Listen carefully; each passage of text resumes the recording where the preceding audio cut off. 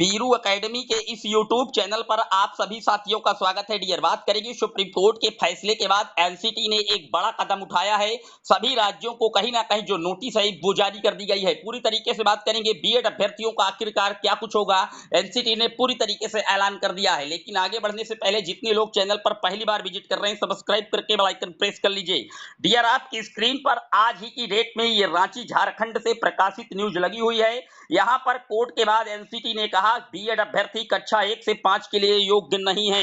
रांची से प्रकाशित हुई है। प्राइमरी स्कूल में शिक्षक नियुक्ति को लेकर के 11 अगस्त को सुप्रीम कोर्ट से फैसला आने के बाद राष्ट्रीय अध्यापक प्रशिक्षण परिषद यानी कि एनसीटीई की ओर से बड़ा अपडेट आ चुका है। एनसीटी ने सभी राज्यों को साफ साफ कहा है कि बीएड अभ्यर्थी प्राथमिक विद्यालय के लिए बिल्कुल भी मान्य नहीं है। तो आप देख सकते हैं कहीं ना कहीं, हालांकि इस चीज की अभी पुष्टि एनसीटी की ऑफिशियल वेबसाइट पर नहीं की गई है, लेकिन जब कोई सूचना सभी राज्यों को प्रेषित की जाती है तो उसकी सूचना एनसीटी अपनी वेबसाइट पर नहीं डालता।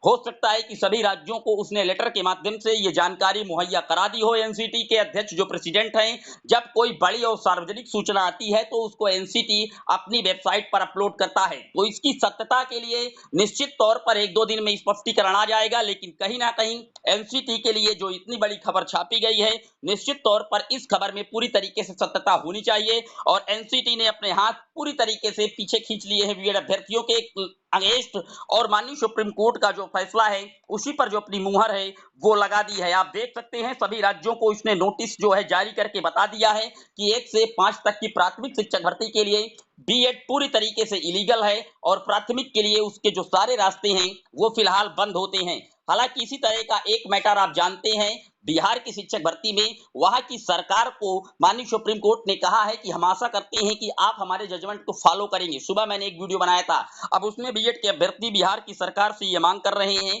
कि आप बीएड को ना छोड़िए, लेकिन सरकार के सामने जद्दोजहद है। निश्चित तौर पर सुप्रीम कोर्ट का जो ये सुप्रीम फैसला है वो पूरी तरीके से हावी है और इस पर सरकार, किसी भी राज्य की सरकार चाहकर भी बीएड को प्राथमिक में लाने में पूरी तरीके से बेबस दिख रही है। तो आप देख रहे हैं किस तरीके से बीएड के जो अभ्यर्थी हैं वो महापंचायत, धरना प्रदर्शन इत्यादि सब कुछ कर रहे हैं। कल प्रयागराज पे एक बड़ा धरना प्रदर्शन हुआ था बालसन चौराहे में, अमिताभ ठाकुर जी भी वहां पर पहुंचे थे और कई बड़े नेताओं ने भी शिरकत की थी, लेकिन फिलहाल उसका कहीं कुछ असर न केंद्र सरकार को न एनसीटी पर पड़ने वाला है। आप देख रहे हैं केवल क्लियरिफिकेशन नोटिस के लिए एक जो केस है रिट में सुप्रीम कोर्ट में वो पहुंचा दिया गया है।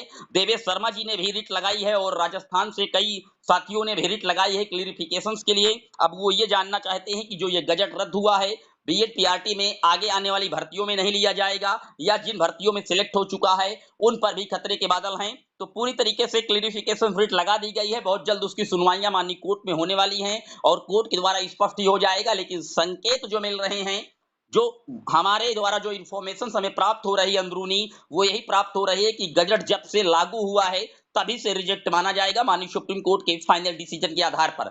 आपकी क्या राय है? आप भी अपनी राय कमेंट बॉक्स में जरूर मेंशन कर दीजिएगा। लेकिन अगर आप बीएड के स्टूडेंट हैं या डीएलएड के स्टूडेंट हैं तो मेरा मकसद आप दोनों को आहत करना नहीं बल्कि सत्य से रूबरू करवाना है। तो इसके लिए आप चैनल के साथ बने रहिएगा। मैं भ्रम की स्थिति नहीं उत्पन्न करना कि आप लोगों को नौकरी चलती रहेगी, आप लोग पीआरटी में आ जाएंगे, अध्यादेश सरकार ला रही है। जैसे ही कुछ होगा धरातल पर तो आपको सटीक जानकारी ही मुहैया कराई जाती है। भ्रम की स्थिति इस चैनल पर नहीं दी जाती है। उम्मीद करता हूं सारे डाउट क्लियर हुए होंगे। कोई सवाल अभी भी आपके जेहन में आया है चिपका दीजिए कमेंट बॉक्स में। फिर मिलेंगे एक और वीडियो में, तब तक के लिए जय हिंद, जय Bharat, love you guys, Vande Mataram.